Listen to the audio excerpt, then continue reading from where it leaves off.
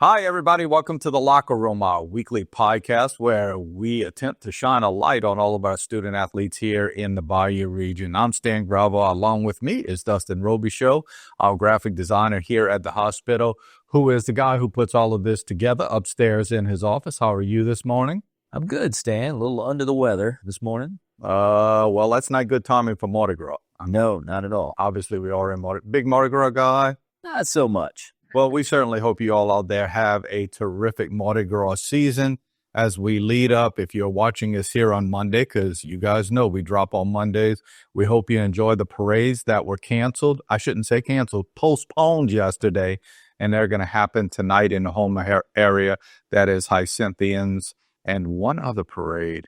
And I'm sorry that I get all of this mixed up, but nonetheless, parades are happening tonight in our local area. Not only that, but we have girls basketball playoffs that are happening tonight, too, as you may or may not know, because Casey and I brought it to you last week. We gave you all of the round one matchups. Now it's round two of the Louisiana High School Athletic Association girls basketball pairings, and we have some teams in the area that did well in the first round, and they are moving on. One of those teams was Thibodaux High School. Coach Ashley Barber and her group went up to North Louisiana and took care of their line. So what do they get for that? They get to go back to North Louisiana tonight. They'll be taking on number one seeded Parkway. Parkway is 20-2 on the year, a very good team. Thibodaux is 18-8. We hope that Coach Barber and them could pull off the huge upset tonight. Of course, that is in Division 1 of the non-select bracket. In Division 2 of the select bracket, we have two teams from our local area that are getting into action for the first time. They both had byes in the first round. The team that I think may make a strong push for a state championship, Vanderbilt Catholic's Lady Terriers, will be taking on Carver tonight. Do not let the record of Vanderbilt mess with you. It's 15-7, and some people would say, well, 7 losses. Can you win a state championship with that? Yes, you can. They've got key parts to that puzzle back together. Coach Jaworski Coleman does a great job with the Lady Terriers, and I think they're going to win easily. They take on Carver tonight, right in the middle of all of the parade stuff there at Vanderbilt Catholic. They'll be taking on Carver, who is the number 15 seed. And E.D. White in action for the first time tonight in Thibodaux. They'll be taking on number 20, Estruma. Estruma is 23-11, a really good team. So that one might pose a problem for the Lady Cardinals, but Nick Sinak always has his group ready to go. And our other team from the area in the Division 4 select bracket, it'll be number 13 CCA traveling to Eunice to take on number 4. That's St. Edmunds. St. Edmunds this year has 23 wins. That's a good basketball team. Going to be tough for the number 13 Lady Lions, but again, a great year they've had to this point. And they understand how to win. So let's hope they could go out there to Eunice and pick up a big win in that one. We are going to talk tons about the boys bracket. That comes out later today. What teams made it, what teams were on the outside looking in, and who might have a chance of making a good run in the boys playoffs with basketball. Again, that happens a little bit later in the show. Speaking of later in the show, we have a good little special with Cassidy Barrios. Cassidy Barrios, who coaches the Lady Tigers of Terrebonne High School, had a terrific year this year. Unfortunately, they lost in the first round of the playoffs. What a lot of people don't know is Cassidy was inducted into the Nicholls State University Athletic Hall of Fame. She was a terrific basketball player there, and she talked with me a little bit about that honor, so we're very fortunate to have that. You will get to that in just a bit.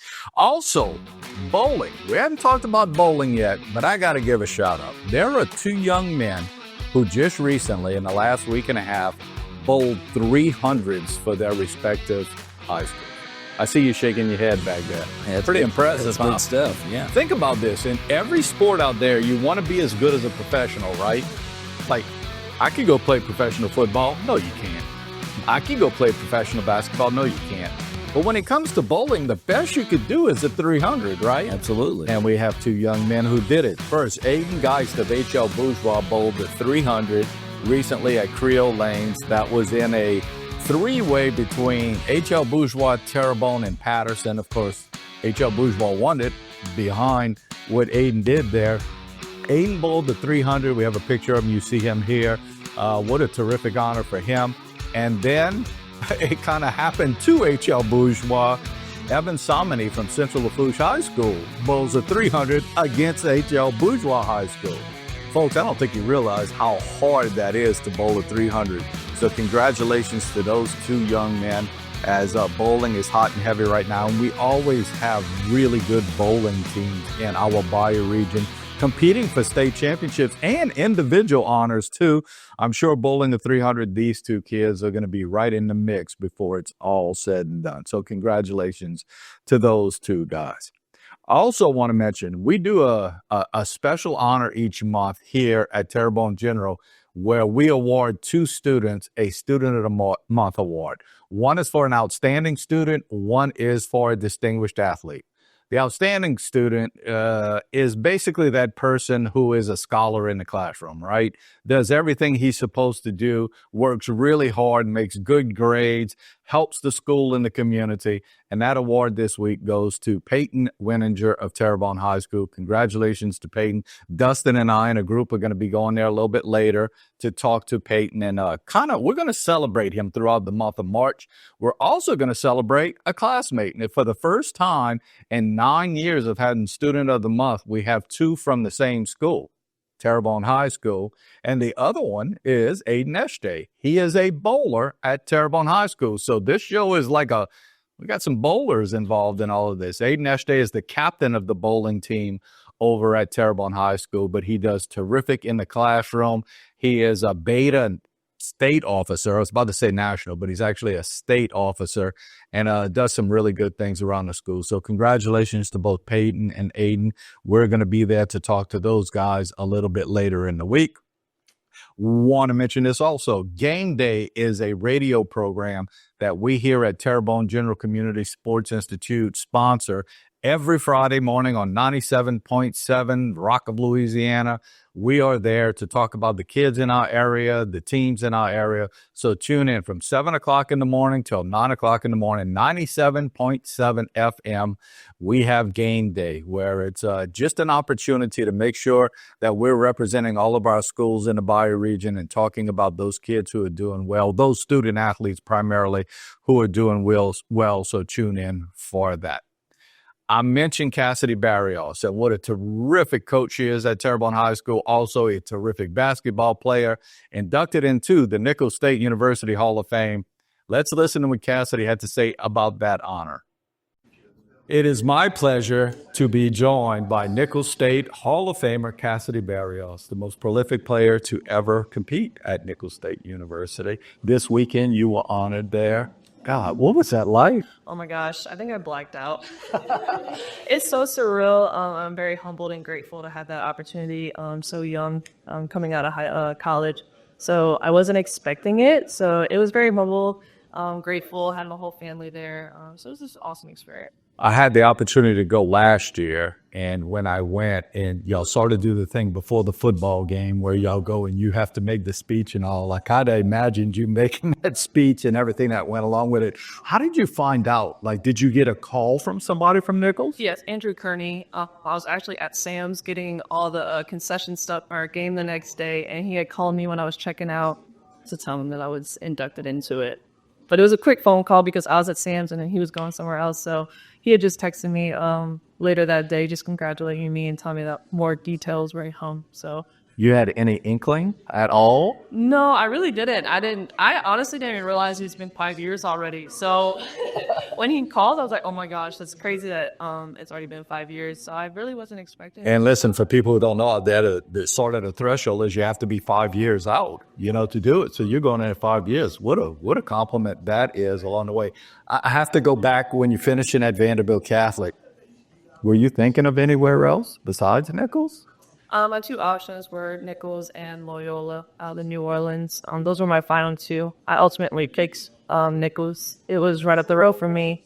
It was a Division I program that was giving me more opportunities to play in teams that I watch all the time.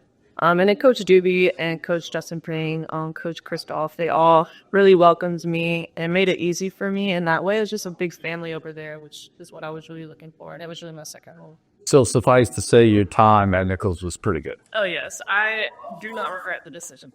All-time leading scorer.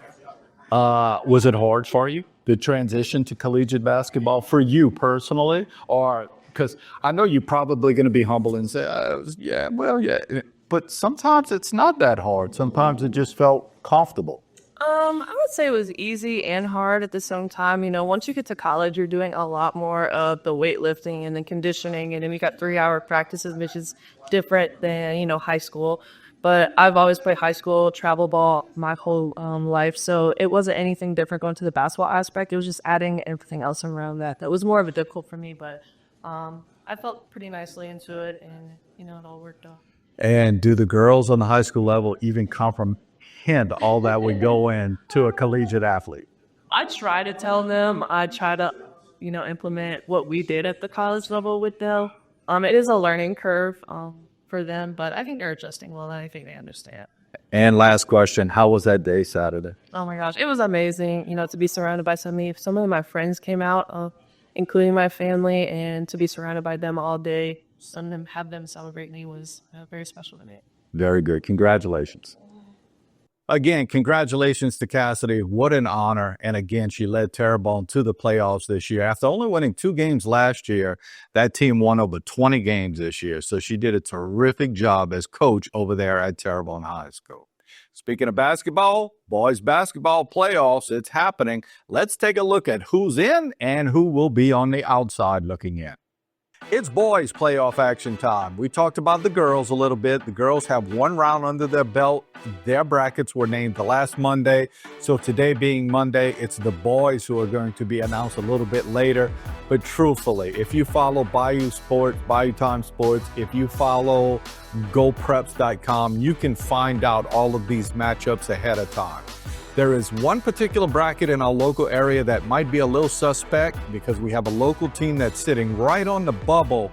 And remember, if you are a champion of your district and you did not have enough PowerPoint rankings to get into the top 24 or 28, depending on how big your bracket was, you automatically get in. That would be the only thing that would knock this team out. We'll tell you a little bit more about that when we get to it. Let's start everything off, though, with Division 1 of non-select. We have 3 local teams going in: South Lafourche, H.L. Bourgeois, and Terrebonne.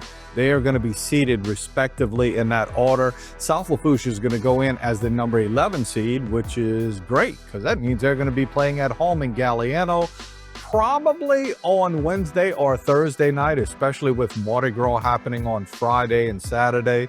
So Tarpon's going to be at home. Tarpon's finished the year at 20-5 on the year. They're going to be playing Hornville. Surprise, surprise.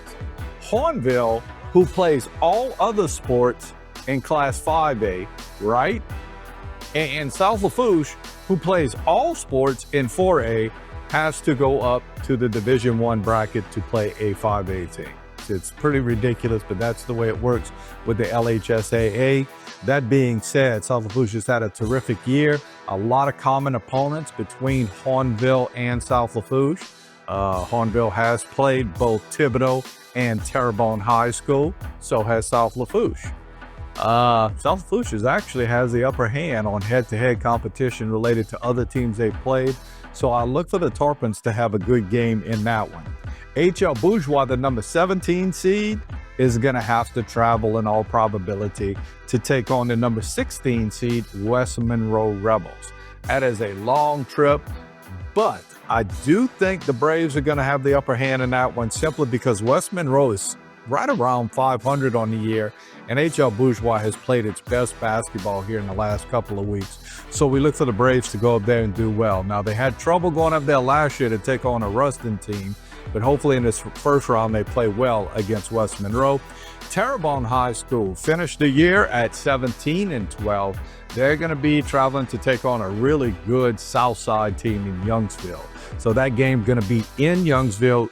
The Southside team is 18-12 on the year, and they played some really good competition. Going to be a tough one for Terrebonne, but Terrebonne has played well in the playoffs under Brandon Brown for the last couple of years. Again, I don't know if I mentioned this before, but out, unfortunately, are Thibodaux High School and Central Lafourche High School. Had young seasons for both of those teams. Hopefully they'll be in again next year. Let's move on to Division II non-select. Only one team from our local area, and that is Ellendon Memorial High School. Fortunately for Ellendon, they're the number 14 seed, so they're going to be hosting in the first round. They'll be taking on number 19, Eunice. Eunice finished the year at 17-11. Pretty good schedule for Eunice. I think this is going to be a very evenly matched game. It will be played at Terrebonne High School in the Terrebonne High Gymnasium. So Terrebonne has to travel for the playoffs, so their gym is going to be used by Ellendon. It's just the way it works out in this age of hurricane ravishing. And unfortunately, as you all know, Ellendon doesn't have a gym to play in. Not making the playoffs, Lutcher, Morgan City, South Terrebonne, and Assumption, they are all out. And now we talk about the two other teams from that district who are in, but they're playing in a different bracket. They're playing in a Division II select bracket, and that is Vanderbilt Catholic and E.D. White. Both are going to be at home. Again, we don't know for sure, but we're speculating that these games are either going to be on Wednesday or Thursday, probably Thursday. First, Vanderbilt Catholic is seeded number 10 in the Division II select bracket for the boys. They'll be taking on number 23, Carver. Carver is 13-16 on the year, so 3 games under 500. I think Vanderbilt's not going to have a whole lot of problems with this one. Vanderbilt 23-6, and congratulations to the Terriers. They were your outright district champions in District 8-4A. E.D. White finished on a little bit of a sour note. They have a 14-7 record. They are projected to face Landry. And I'm sorry, that game actually is going to be on the road in the New Orleans area. Landry, 22-11 on the year. Landry had a really tough schedule, too. Landry's a good basketball team. Going to be a tough one for the Cardinals. Again, they'll be on the road. We're assuming Wednesday or Thursday because of the Mardi Gras season. As soon as those particular sites come out, go to Bayou Sports. They'll have it all, and they'll cover and make sure to let you know where it's at. The one bracket that is suspect that I talked about a little bit earlier is the Division III select bracket. And that's where Homer Christian plays. Homer Christian is sitting at number 24 right now. There are 24 teams that get into that bracket. So they would be the absolute last team to get in as it stands now.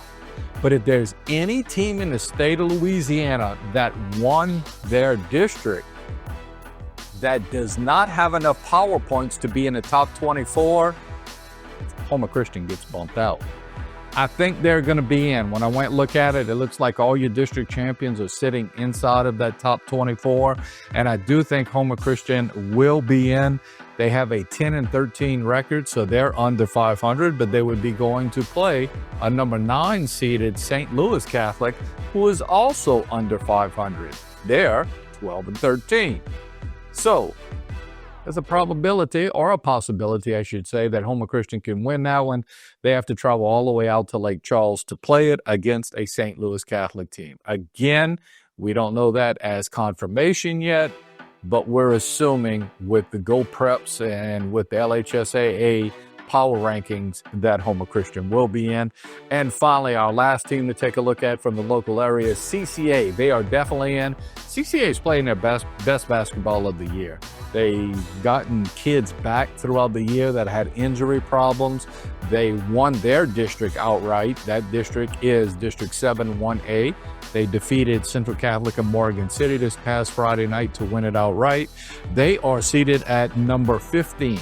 And that gives them a home game against number 18, St. Martin's. St. Martin's is 13-10, but I have a feeling CCA is going to make a little run at this because they have, again, a lot of their kids back throughout the year that we thought weren't going to be playing at all. And they're playing well as they've been on a little run here lately. St. Martin's not a basketball powerhouse, and I do think that the Lions could come up with a big one in that one. So again, going back to girls basketball, we wish the best to Thibodeau High, to Vanderbilt Catholic, to E.D. White, and to CCA as they are all playing tonight, Monday night. But our boys brackets, which will be confirmed a little bit later in the day by the LHSAA, get started later this week in round 1. And I don't think we're going to have anybody who's going to get a bye in boys basketball. Everybody's going to be playing. Go to BayouSports.com and you can get the latest on exactly who's playing who, where, and the start times. Not only that, there's a good chance that Bayou Sports is going to cover a couple of those games on Facebook. I would imagine definitely the South Lafourche game, as Casey and those guys are started at home for the Tarpons, and the Tarpons will be at home against Hornbill. So I hope that gets you caught up to who's going to be playing who in basketball as we sort of head into the home stretch for basketball. And from there, it takes off to baseball and softball, which we're going to start delving into a little bit later in the next couple of weeks. Glad you joined in. Again, we drop every Monday. If you enjoy this show, please go and like us, go and subscribe. We would love to have you here with us every week, and that's how you know when we actually release the show. Send you a little notification. We hope you're here with us every week. Again, enjoy your Mardi Gras holiday season, but be very safe during it. And we hope the weather gets a little bit better, as it has not started real well here on Monday, but it's supposed to get a little better and a little better and a little better. And we certainly hope that it does that. Thanks for tuning in, everybody. Have a great week.